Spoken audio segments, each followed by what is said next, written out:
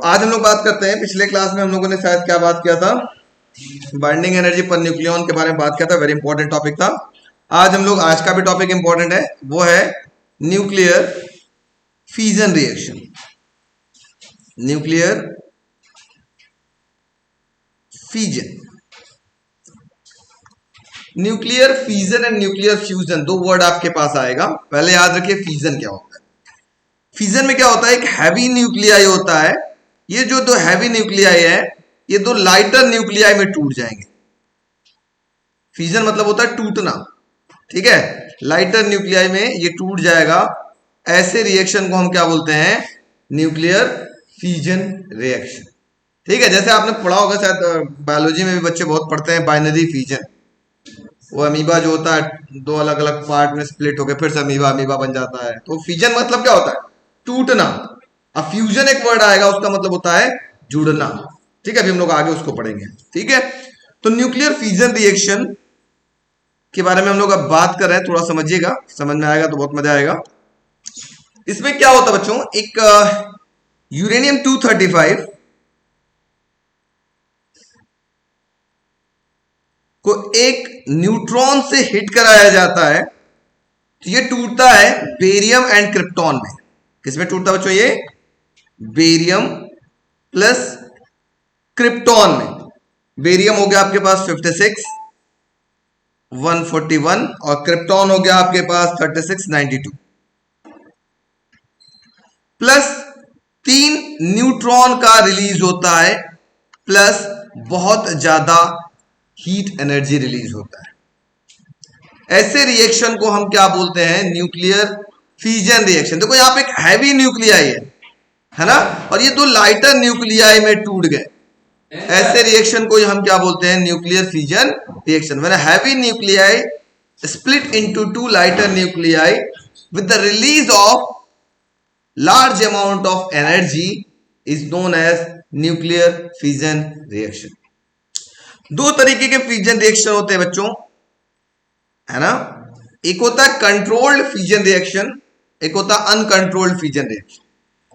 जो हम लोग के पास न्यूक्लियर रिएक्टर होता है, न्यूक्लियर रिएक्टर का मतलब अभी आपने शायद आप लोग जानते नहीं, मैं आपको बताता हूं कि जो अभी बहुत जगहों पर थर्मल पावर प्लांट लगा हुआ है, बहुत जगहों पे हाइड्रो पावर प्लांट लगा हुआ है, बहुत जगह पे आपके पास न्यूक्लियर पावर प्लांट लगा हुआ है इलेक्ट्रिसिटी प्रोड्यूस करने के लिए, है ना। तो थर्मल पावर प्लांट में अगर 20 लाख टन कोयला जितना हीट प्रोड्यूस करेगा, 20 लाख टन कोयला जितना हीट प्रोड्यूस करेगा, उतना हीट सिर्फ 1 केजी यूरेनियम प्रोड्यूस करता है। 1 केजी यूरेनियम, सोचिए 1 केजी यूरेनियम कितना ज्यादा हीट प्रोड्यूस कर रहा है, वो 20 लाख टन कोयले के बराबर है।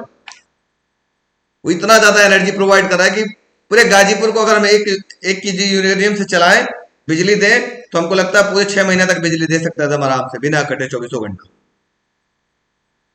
ठीक है। इसका मतलब न्यूक्लियर पावर प्लांट हमारा बहुत इंपॉर्टेंट है। लेकिन बच्चों इसके अंदर एक प्रॉब्लम आती है, ठीक है। हमने बताया ना, दो तरीके का न्यूक्लियर रिएक्शन होता है, न्यूक्लियर फ्यूजन रिएक्शन दो तरीके का होता है।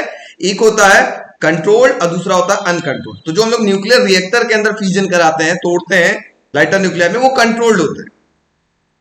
मतलब उसकी जो न्यूट्रॉन निकल रही है, ये जो न्यूट्रॉन निकल रही है ना बच्चों, ये जहां पे जो 3 न्यूट्रॉन ये निकल रहा है, ये कंट्रोल कर लिया जाता है। लेकिन जो एटम बॉम्ब फेंका जाता है, एटम बॉम्ब में जो आपके पास न्यूक्लियर फ्यूजन रिएक्शन होता है, वो होता है अनकंट्रोल्ड न्यूक्लियर फ्यूजन रिएक्शन। होता क्या है, न्यूक्लियर बॉम्ब के अंदर चेन रिएक्शन स्टार्ट होता है।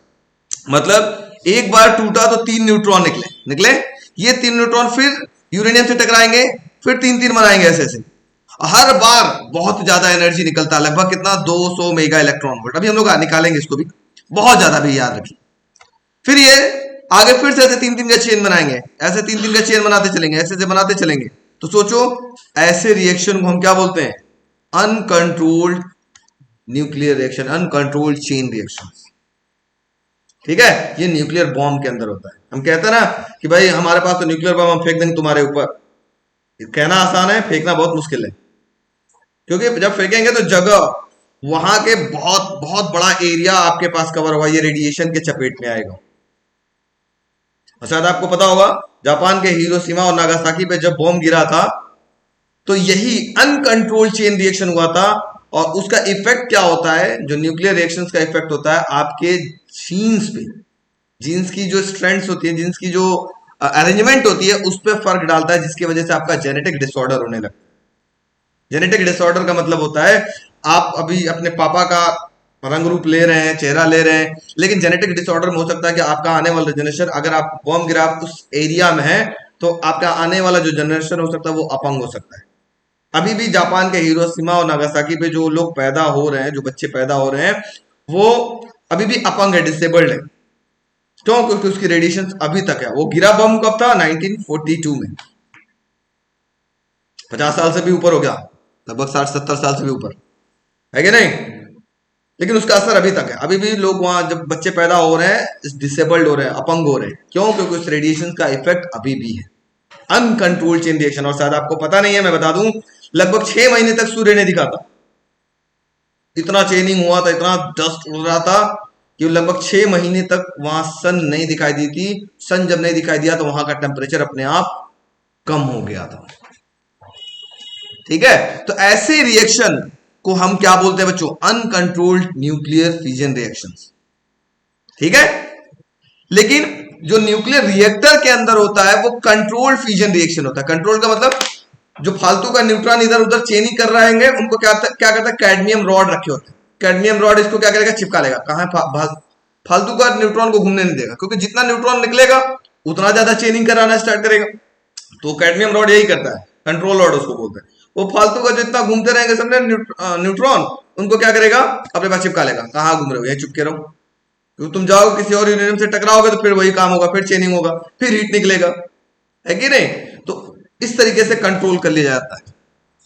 समझ में आया? इस रिएक्शन को हम क्या बोलते हैं? Nuclear fission reaction. बात समझ में आ गई? तो न्यूक्लियर फिजन रिएक्शन में क्या होता है? When a heavy nuclei split into two lighter nuclei. देखो एक बहुत बड़ा न्यूक्लियाई था, ये देखो दो लाइटर न्यूक्लियाई में टूट गया, with the release of large amount of energy is known as nuclear fission reaction. इसको रोकने के लिए हम लोग न्यूक्लियर रिएक्टर के अंदर कैडमियम रॉड का यूज करते हैं। ठीक है, न्यूक्लियर रिएक्टर के अंदर कंट्रोल करने के लिए। और अगर ऐसे हो जाता है चेनिंग तो फिर जल्दी इसको कंट्रोल नहीं किया जा सकता। अब बम गिरा दो, कहो कि हम कैडमियम रॉड लगा लगा के इसको रोक ले चारों तरफ, तो बहुत मुश्किल है, नहीं रोक सकते। ठीक है, इसी वजह से सब न्यूक्लियर पावर तो सबके पास है कि हमारे पास न्यूक्लियर बॉम्ब है, हमारे पास न्यूक्लियर शक्ति, लेकिन फेंकने के लिए पूरे देश खड़े हैं कि एक दूसरे पे बॉम्ब नहीं गिरा सकते। ये पूरी मानव जाति के लिए नुकसान करेगा। पूरी मानव जाति छोड़ो, जो वहां का पूरी इकोसिस्टम है पूरा डिसबैलेंस हो जाएगा। ठीक है, उस जमाने में सोचो 1942 का बॉम्ब गिरा था, इतना तबाही मचाया था, और आज के जमाने का अगर न्यूक्लियर बॉम्ब गिराया जाए तो कितना तबाही मचाएगा। बात समझ में आ रही है? Yes no? चलिए बच्चों हेडिंग लिखिए न्यूक्लियर फ्यूजन रिएक्शन फटाफट लिखिएगा। It is the process of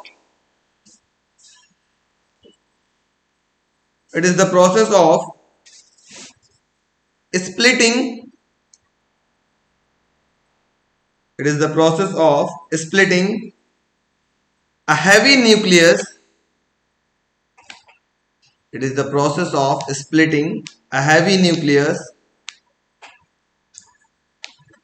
into two lighter nuclei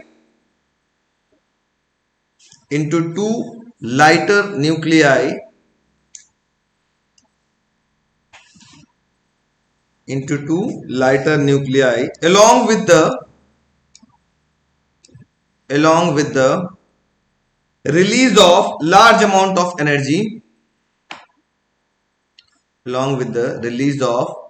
large amount of energy is called nuclear fission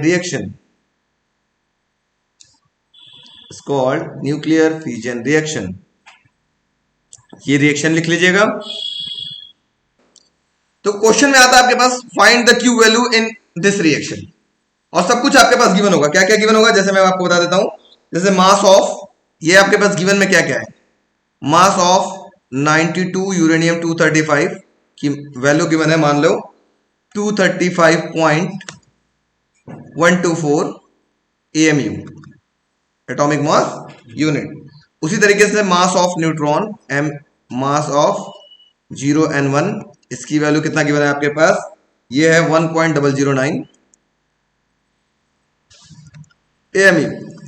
उसी प्रकार आपके पास गिवन है mass of barium, mass of 56 BA 141, इसकी वैल्यू गिवन है आपके पास कितना, 140.958 AMU। समझिएगा बच्चों प्लीज, बात नहीं। उसी तरह से गिवन है आपके पास मास ऑफ क्रिप्टॉन 36 KR92, इसकी वैल्यू गिवन है आपके पास 91.926 AMU। ठीक है, और ये दे देगा और कहेगा क्यू वैल्यू इसका फाइंड करिए। तो क्यू वैल्यू फाइंड करने के लिए सबसे पहले आपको पता लगाना होगा डेल्टा एम। ठीक है, डेल्टा एम वही binding energy, binding energy Q is binding energy आपको निकालना। कैसे निकालेंगे, पहले डेल्टा एम। डेल्टा एम कैसे निकलेगा, देखो पहले समझो बच्चों। सबसे पहले निकालोगे टोटल मास ऑफ रिएक्टेंट और एक तरफ निकालोगे टोटल मास ऑफ प्रोडक्ट, दोनों को माइनस कर दोगे तो क्या मिल जाएगा, डेल्टा एम मिल जाएगा। ठीक है, तो सबसे पहले हम लोग क्या निकालेंगे, सॉल्यूशन। देखो ध्यान समझिएगा, टोटल मास ऑफ रिएक्टेंट कितना हो जाएगा, यूरेनियम एक था तो एक मास इसका जोड़ लो, कितना हो जाएगा 235.124 प्लस एक न्यूट्रॉन था तो न्यूट्रॉन का एक मास कितना हो गया 1.009। सॉल्व कर लेते हैं तो टोटल मास ऑफ रिएक्टेंट मेरे पास आ जा रहा है, लगभग आ रहा है ये 236.133 AMU। ठीक, ये क्या निकल गया आपके पास, टोटल मास ऑफ रिएक्टेंट। अब क्या निकालेंगे हम, दो जल्दी बताओ, total mass of product, total mass of product equal to कितना होगा बच्चों, जल्दी बताओ। क्या क्या है, बेरियम एक था तो बेरियम का कितना मास है 140.958 प्लस क्रिप्टॉन भी एक था तो क्रिप्टॉन का एक मास कितना है 91.926 प्लस 3 न्यूट्रॉन था तो 3 इंटू एक न्यूट्रॉन का मास कितना है 1.009। ठीक है, यस, समझ में आ रहा है कि नहीं आ रहा सर, आ रहा है। तो इसको टोटल जोड़ लेते हैं तो टोटल मास ऑफ हमारे पास प्रोडक्ट हो जाएगा, ये हो जाएगा 235.911 AMU।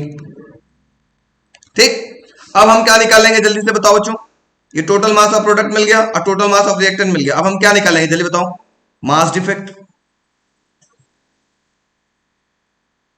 Mass defect delta M equal to होगा मास ऑफ रिएक्टेंट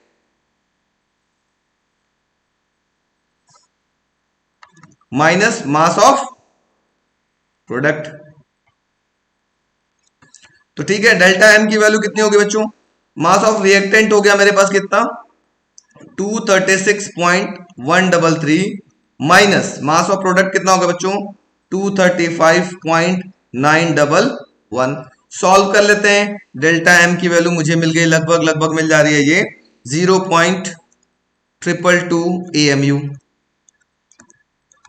ठीक, अब हमको किस में निकालना है, हमको निकालना है बच्चों क्या, इसका निकालना है क्यू वैल्यू, क्यू एनर्जी। तो ये होता है भाई delta M into 931 mega electron volt, याद है, यस नो।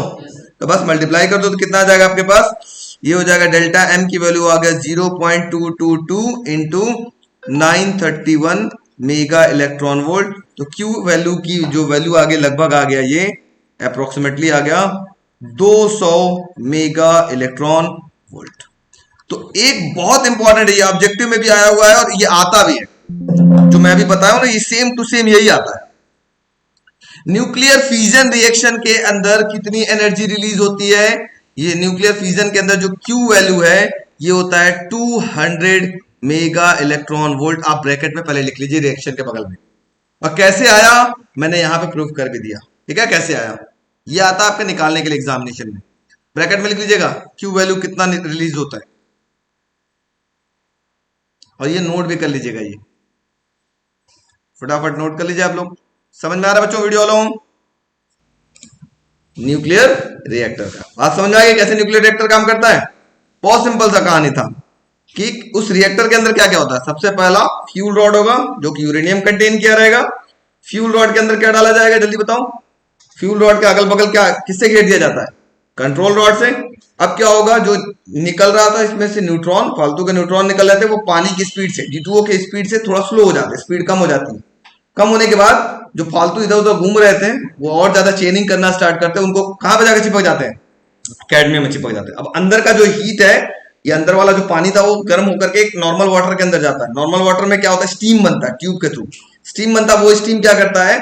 निकल करके टरबाइन को रोटेट कराता है, और टरबाइन रोटेट करता है तो फिर कोई प्रॉब्लम नहीं होती, फिर इलेक्ट्रिसिटी प्रोड्यूस करने लगता है। ये आपके पास कौन काम करता है? न्यूक्लियर रिएक्टर के अंदर काम होता है। ठीक है, न्यूक्लियर रिएक्टर इंडिया में याद रखना आपको बहुत जरूरी है। कुछ इंडिया में बहुत फेमस न्यूक्लियर रिएक्टर्स हैं जो कहां कहां है आपके पास। सबसे पहले नरोरा में है, मैं आपको बता देता हूं कहां कहां ये। सबसे पहला Tarapur atomic power station Maharashtra में है, ये लगभग 420 मेगावाट का इलेक्ट्रिसिटी प्रोड्यूस करता है। दूसरा आपके पास है Rajasthan atomic power station, Rana Pratap Sagar near Kota, Kota के पास भी ये 440 मेगावाट का इलेक्ट्रिसिटी प्रोड्यूस करता है। उसके बाद नरोरा जो मैंने बताया था बड़ा फेमस है, Narora atomic power station Uttar Pradesh में हम लोग के हैं। ठीक है, ये 470 मेगावाट प्रोड्यूस करता है, अभी तक का सबसे ज्यादा 470 मेगावाट इलेक्ट्रिसिटी प्रोड्यूस करता है। उसके बाद आपके पास है मद्रास एटॉमिक पावर स्टेशन, ये भी लगभग 470 मेगावाट के आसपास इलेक्ट्रिसिटी प्रोड्यूस करता है। ये कहां पर है? मद्रास एटॉमिक पावर स्टेशन, ये कलपक्कम में है। ठीक है, किस नाम से फेमस है? इसका नया नाम दिया गया Indira Gandhi centre for atomic research. ठीक है, ये कुछ पावर स्टेशन है जो इंडिया में पाए जाते हैं, ऑब्जेक्टिव में पूछा जा सकता है। न्यूक्लियर पावर स्टेशन का नाम बताइए, या फिर हो सकता है नाम लिखा होगा, कहेगा पहचानिए कौन सा पावर स्टेशन है। इसमें आप नाम याद रखे रहिएगा, काम आता है, क्योंकि पिछले बार क्वेश्चन में ऐसा कुछ मिला था, एक आध दो पावर स्टेशन का नाम पूछा गया था। ठीक है, तो आप याद रखिएगा। सबसे फेमस उत्तर प्रदेश वाला याद रखिए, नरोरा, परोरा का भाई नरोरा। ठीक, हाँ, आप जो भी याद कर लो।